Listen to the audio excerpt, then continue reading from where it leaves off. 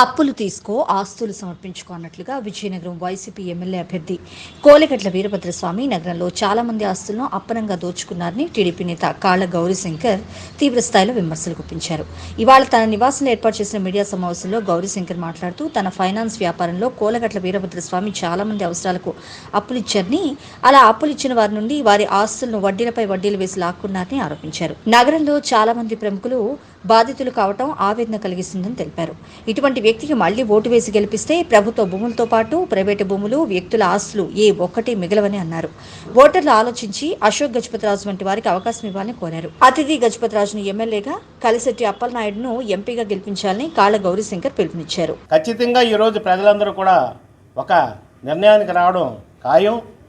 ఎంచేతంటే విజయనగరంలో జరుగుతున్నటువంటి గతంలో మీకు చెప్పాను, అన్నీ కూడా చాలా స్పష్టంగా ప్రజలకు అర్థమవుతున్నాయి. ఉదాహరణకి మన మీటింగ్లో కూడా చంద్రబాబు నాయుడు గారు లాంటి వాళ్ళు కూడా ఇక్కడ వీరభద్రస్వామి కబ్జా చేస్తున్నారన్న విషయం ఆయన దృష్టికి వెళ్ళిందంటే ఇక్కడ ఎంత కబ్జాలు జరుగుతున్నాయి అన్నది వాస్తవంగా తెలుసుకోవచ్చు. అది కాకుండా ఒక విధంగా చెప్పాలంటే వీరభద్రస్వామి గారి తాలూకా గత చరిత్ర, ఆ గత చరిత్ర ఏంటంటే అప్పులు తీసుకో ఆస్తులు సమర్పించుకో అనే నానుడితో గతంలో ఆయన ప్రవర్తించారు. అంటే ఆయన దగ్గర ఎవరైనా అప్పులు తీసుకుంటే వాళ్ళ ఆస్తులు ఈయనకి సమర్పించుకోవాల్సిందే. ఎందుకంటే గతంలో 2004లో ఎమ్మెల్యేగా గెలిచేటప్పుడు నేను వీరభద్రం గారు, ఎందుకంటే మా అందరికీ గురువర్యులు గౌరవనీయులు సాంబశివరాజు గారు కీర్తిశేషులు, ఆయన దగ్గర ఎలాగే కూర్చుంటుండగా ఆయన ఏదైనా నిజాన్ని కూడా అంటే వాస్తవాన్ని కూడా ఒక జోకిగా చెప్తుంటారు.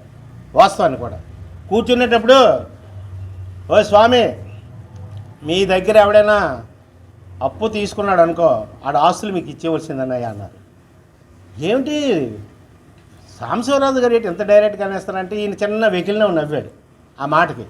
ఏమిటి ఇంత దీనిగా అన్నారని అంటే, ఉదాహరణకు ఆయన ఎప్పుడు కూడా మొయ్యి నుంచి ఆయన అప్పుడు ఆఫీస్ ఏంటంటే లక్కపందిరి వీధిలో ఆయన ఆఫీస్ ఉండేది, అక్కడికి వస్తుండారు.